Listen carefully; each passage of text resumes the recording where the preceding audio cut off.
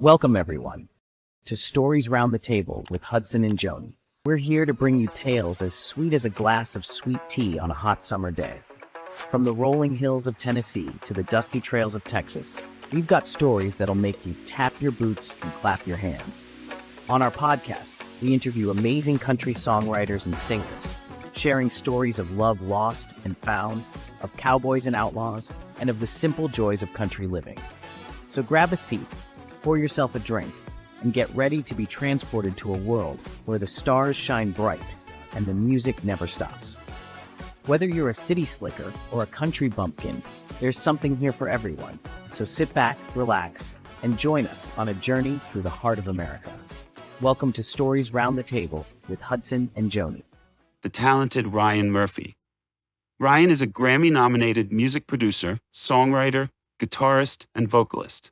He has toured with his father, Michael Martin Murphey, for decades, serving as the lead guitarist and vocalist in the Rio Grande Band. As Michael's oldest son, Ryan has been deeply involved in his father's career, contributing his own unique musical perspective. We're excited to hear about his experiences in the music industry and his creative process. Ryan, we thank you so much for coming on. We know you're super busy, and we definitely appreciate it. Of course. You just So- finished class today? You just finished Yeah. teaching, didn't you? Yeah. Yeah, I get out at 3 o'clock and I rushed home to see you guys. Oh, how nice. You still at that same school that you and Olivia and I wrote in? Yeah, great school, Nashville School of the Arts, and it's going great there. I really love it. Good. Well, I know they were kind enough to let us go in the band room area there with you and work on some songs a few years back, and that was great. I still love that song, Olivia wrote, Broken Leather. I think that's such a cool song. So, Oh, yeah. I would like to just why you start kind of halfway at the beginning and tell us your story. Talk about a little bit of maybe growing up with your famous dad, Michael Martin Murphey, and then how you've just kind of taken your own passion after going after the music yourself. I mean, why don't you just kind of start off telling us a little bit about your growing up and everything all like that?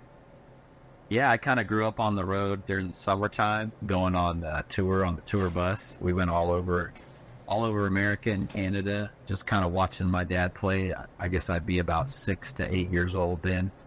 And as his career kind of took off more and more, it was just kind of an amazing thing to see the kind of people he would play with, from the Dirt Band to John Denver to one tour we went on was with the band America when they were like at the height. And the joke was always that they both had horse songs. It was Wildfire and Horse with No Name. Yeah. So people would get them confused, and it was kind of in that great singer-songwriter era.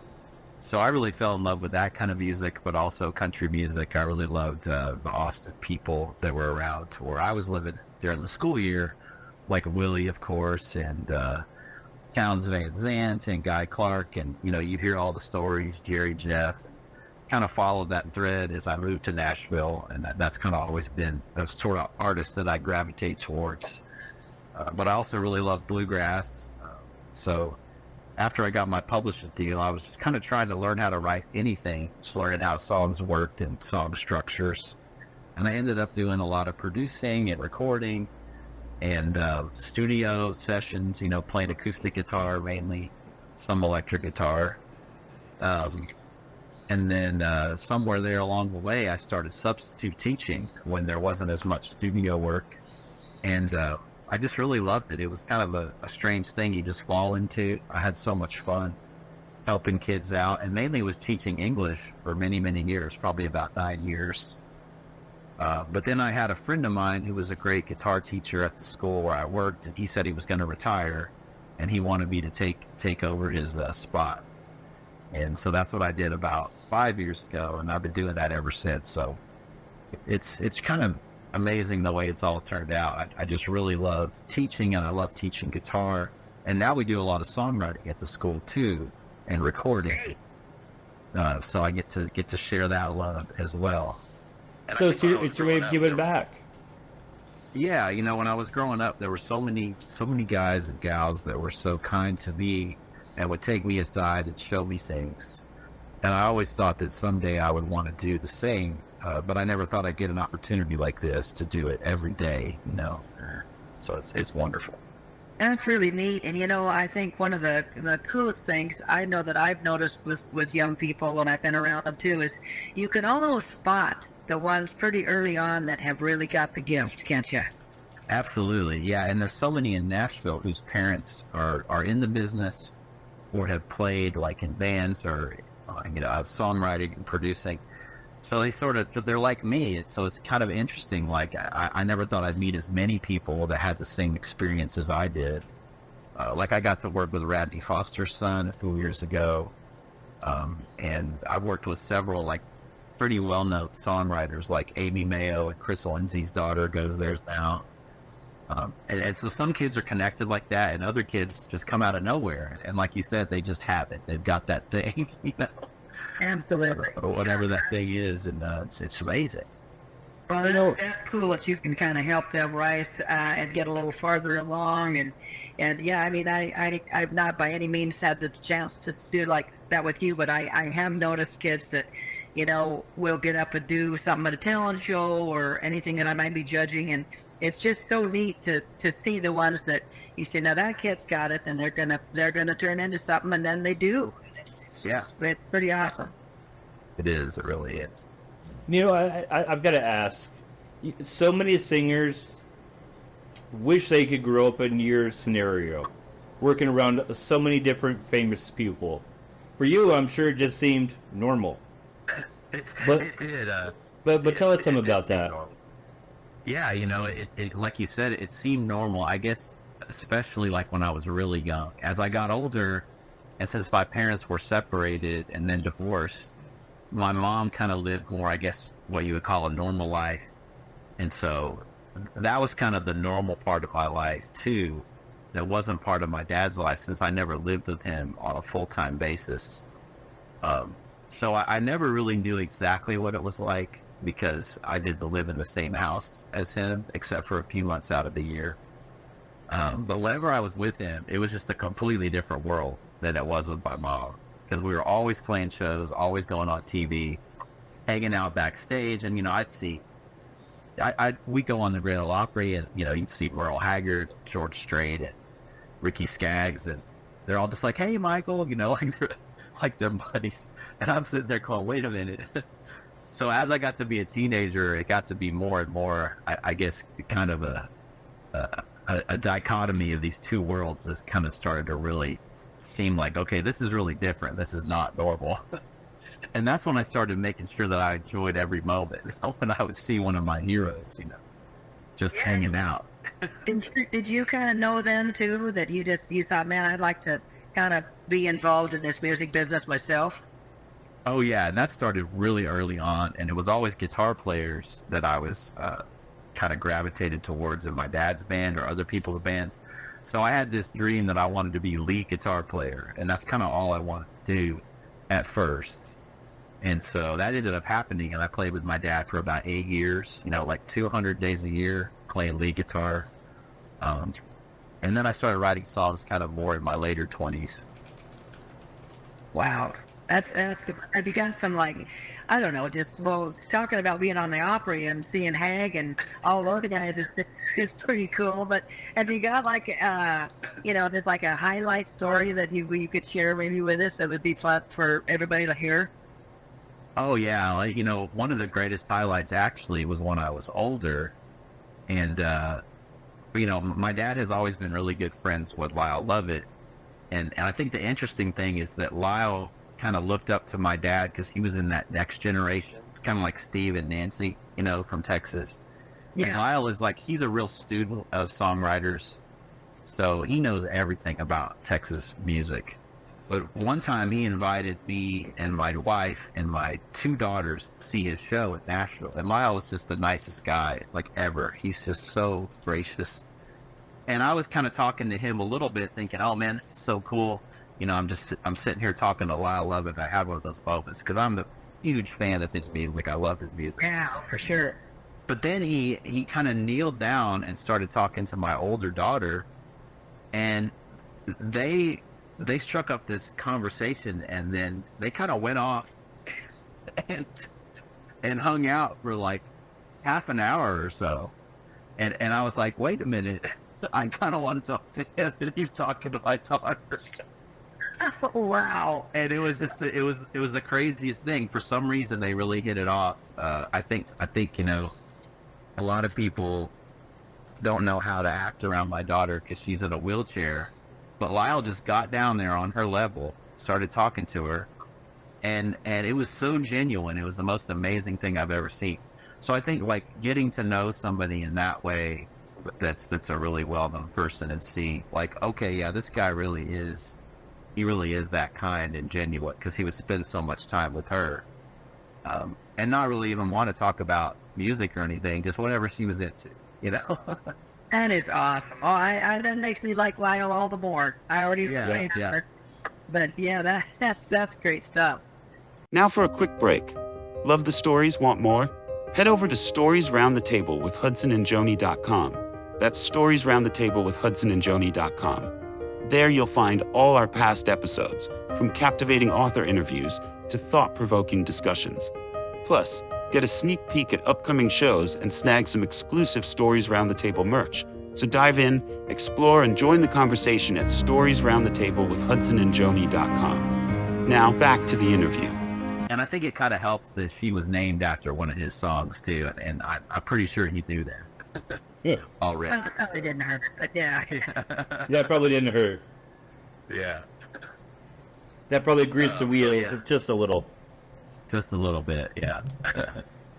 So that was a great time. And then another like more professional thing was when I was working for Roy Orbison's widow, and she had asked me to come in and play guitar on a track they found that was just Roy singing a cappella a version of Danny Boy that he had done in the studio. Oh, really? And so there I was, like 28 years old in the studio, playing acoustic guitar with just Roy's voice in my headphones.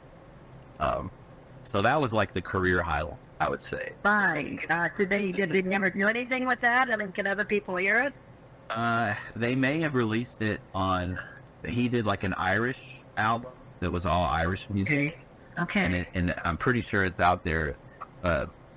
Yeah, we did a whole album of his songs like done with Irish versions. It was all instrumental except for this one where he was singing. That was just crazy. Man, I guess. Did you have something, Hudson? I think for what intrigues me is how you would go from normal for a school season and then celebrity life all summer. And then when you go back to school, you know, are people prying you for stories of the summer? Are they are they being genuine? You know, that was always, I guess, you know, as I look back now, that was probably always a concern of my mom's. I never really picked up on that till I was older, maybe. It was, I did feel like I had kind of had to act a little different because I was around older people, because I was only like 5 or 6 years old, and everybody was in their, you know, probably mid-20s or 30s at the time on tour, or maybe older sometimes. So I felt like I had to be on my best behavior like all the time. But the funny part is that musicians are not often on their best behavior. So No. I picked up a lot of things that I probably shouldn't have seen or heard, you know, and plus it was the 70s. There is that. So that was kind of weird. I remember seeing you or hearing you say that, you know, you thought it was just magic the way your dad played the banjo, and he is Yes. Pretty neat. Is that kind of what inside? Because I know you said you had a banjo for a little while and messed with it, and then ended up on guitar. Did he help you learn guitar, Oh, or yeah. or did you just kind of work on it on your own, or? No, he did everything at first. He got me a banjo, and then he got me guitar, and he gave me a book that had all the Beatles songs in it. Like 400 songs or something like that. And he said, I want you to learn as many songs as you can over the school year, and then when you come back, I'm going to test you on it. We're just going to go to this page, and I want you to play the chords. So I would work on it all 9 months, you know, because I wanted to impress him. And then we'd get out there, and he would turn to page like 300 and whatever and say, okay, play that. And I didn't really know why he was doing it, but he was trying to show me like how songs worked and how chords worked. Because he never made me play like the melody. He would just sing the melody himself. And that's kind of how I learned how chord progressions worked, basically. And that was an amazing way to teach. Since he wasn't there, he knew he couldn't be there. So he picked like the best possible thing for me to work on all year. Wow. Do you incorporate any of that with your kids that you're working with now? Any of that type of teaching? I do, yeah. I'll pick songs that I know do certain things, like certain progressions, and have them learn those chords, and maybe try to sing the melody or pair up with someone that can sing. And that's definitely a big part of what I do, as well as teaching them how to play lead and read notes and all that kind of stuff. Oh, that's very cool. And then did you start saying like, when did you know you wanted to be a songwriter? Well, I remember hearing a song that Willie did called Blue Eyes Crying in the Rain when I was probably like 7 years old. And it was just the most amazing thing I'd ever heard. I still love that song to this day. And I don't even think I realized that Willie did write it when I was a kid. I just assumed that he wrote everything. Uh-huh. But I really liked the way his voice and his guitar kind of interacted together. There was something about that. And so I would ask my dad about songwriting, and he would always just tell me a lot of different approaches and people that he liked. You ought to listen to this, or he would play a song and say, so see how this song does this versus this one this kind of thing. Basically, he was like, you could do anything to write a song. There's no rules, but check out how these different approaches work. Kind of, I guess that would be the gift that he taught me, was that anything can work, but you should know why it works, maybe. Yeah, because I mean, like he was saying, I've heard him say that, the Wildfire was almost, it doesn't really make total sense, but yet that's some of the charm about the song. I love that. Yeah, I guess you can kind of make it whatever you want it to be, can't you? Yeah, I love songs that are like the traditional kind of, Music Row sort of writing, but I also love songs that are real mysterious, like his writing, or like Gordon Lightfoot or Joni Mitchell or somebody like that just sort of comes up with these things that shouldn't work, but yet they do. Yeah, Yeah. Have you written much with your dad? I have. I've written so much with him, starting in like age 26. We wrote our first song together. Was that Talking to the Wrong Man? Talking to the Wrong Man was kind of an interesting thing because it sort of wrote itself. Because it was basically just like, and he would always say, the most important thing to do is just have your notebook ready. And so one day I called him, and I had asked him about a girl I was dating. And so that song is just basically right out of that conversation, like a script. And I remember him even saying, "You're talking to the wrong man," and we both laughed. And then a few months later, he said, "I want you to listen to the song that I did based on our conversation." And it was just, it just masterful the way he can do that. It is. It's so cool. Yeah. And he can do that, and then he can turn around and write something like Caroline in the Pines that's kind of sort of about a person he knows, but also about, the Carolinas where he loves to visit. And that's a whole different kind of thing, Well, you got to call quite a few different areas of the country home. I know you didn't. Did you start in Texas and then get to New Mexico, the Taos area, and Yeah. Started in Austin, and then I would go to Colorado in the summer, and then later on in New Mexico, and I went to college there, and then back to Austin until about 1996, and I've lived here ever since, Nashville. what brought you to Nashville? I had several people interested in my songs because I had done like an independent album. And I had a couple of people who wanted to sign me as like an independent, and then a couple of people that wanted to sign me as a songwriter. And so I ended up doing the songwriter route. And that was when I met Barbara Orbison. So I pretty much moved here because of that. Very cool. And then you've got 2 children, don't you, and a wife? Yeah, I've got Fiona, who's named after the Lyle Lovett song, and then Ellie, my second daughter, and then my wife Francie, that I actually met in Santa Fe, New Mexico. Wow. How old are your kids now? Fiona is 24 and Ellie is 20. Wow, that never seems possible. I know. Oh, well, Olivia is old enough to be getting married, so it's wild. Yeah. Is there like, I don't know, anything that you can, it's either a story that you want to share about your life, or anything that might be helpful to people who look up to you and want to try to somehow pursue a career in music. I mean, I think your teaching there, maybe they, if kids could get involved in something like this school that you're teaching in, that would be helpful probably. And what else? Yeah, I got to pull the teacher card. You're a teacher. Yeah. Give some people some wisdom. I guess a lot of the wisdom I got was early on from people like my dad and John McEwen and songwriters that I knew.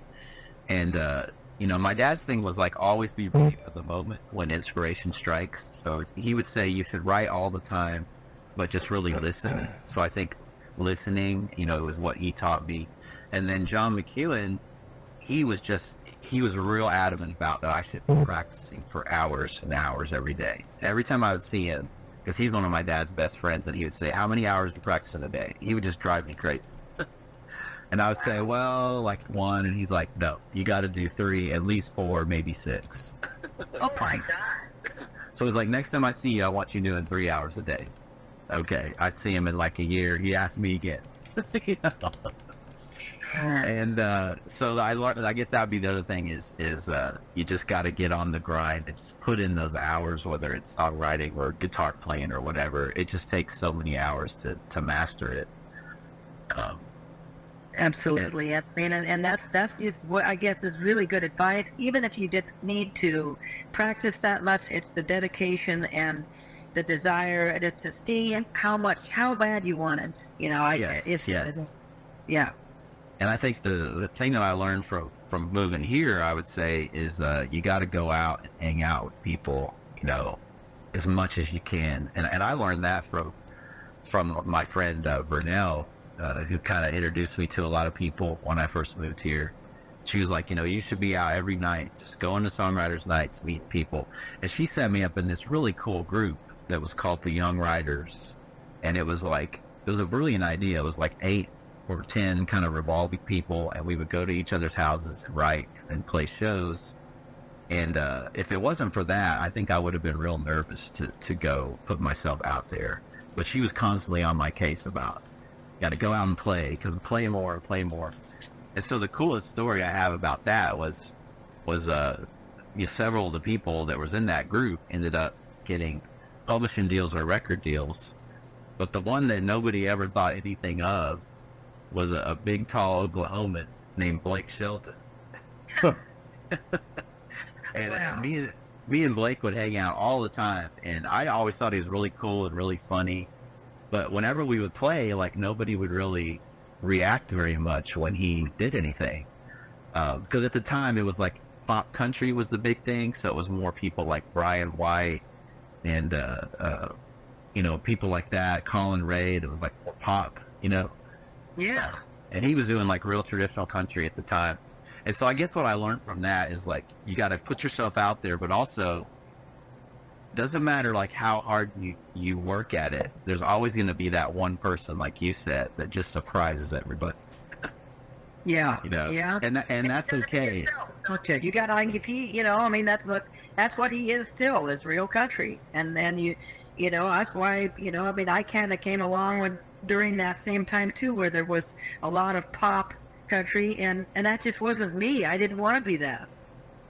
Yeah, that's so true, Joni. Yeah, like, I guess I would say to young people, and something I wish I would have done, was just stick more to what I loved, the kind of music I loved, and not try to do other things that people encourage you to do. Because I think really they're trying to test and see what you will do, not necessarily give you like the best advice on the kind of music you should be putting out. But with Blake, he was always real good at saying no. Like they would say, you should do this or do that. He would just say, no, that's not what I'm interested in. Well, and look where it's got him, though, for being true to himself. Yeah, I think you want to be a people pleaser when you first move to Nashville, but I don't think that's really the best way to be. You don't want to be mean or anything, but you got to be real clear about what you want to do as an artist. I think that's so important. Perfect advice. Yeah, that's really good. Hudson, have you got anything else you want? I know we're running out of time already, but do you have anything else you want to talk?